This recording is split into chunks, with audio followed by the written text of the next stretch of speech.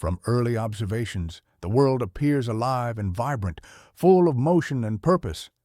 Yet as consciousness grows, a realization slowly dawns. Life operates without moral judgment.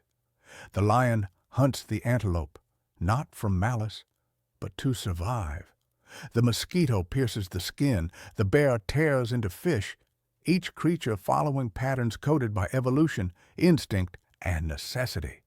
There is no morality, no justice, no cruelty, only survival, repetition, and design.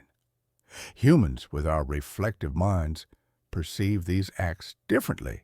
We notice suffering, we question fairness, we apply labels of good and evil, and this is unique to conscious observers.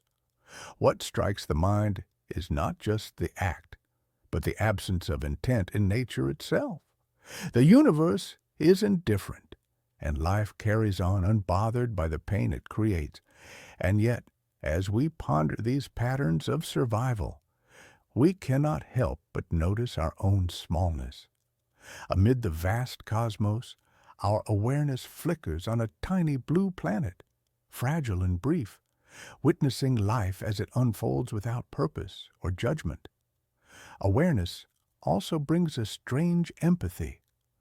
Watching these creatures, one cannot help but feel a subtle sorrow for them, not because they do wrong, but because their lives are bound by a design they did not choose.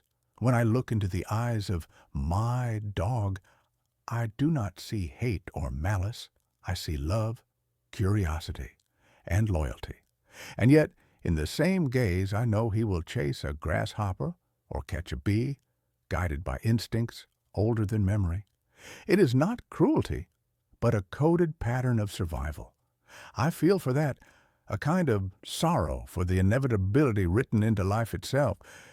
We also carry the stories we were told as children, fairy tales, lessons of justice and reward, but when we observe nature directly, we see that reality is far less sentimental. Survival and design, not morality, govern the dance of life. This paradox, aware beings, small and fragile, existing in a universe that neither judges nor intervenes, marks the first encounter with existential truth. It is a quiet, profound, and unsettling understanding.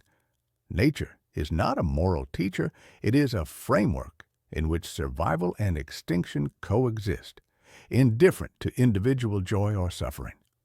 For humans, this is both a weight and a gift. We are capable of reflection, compassion, and choice, and yet we live in a system that operates independently of our ethics. Our responsibility begins when we observe, when we recognize that the world is neither fair nor unfair. It simply is.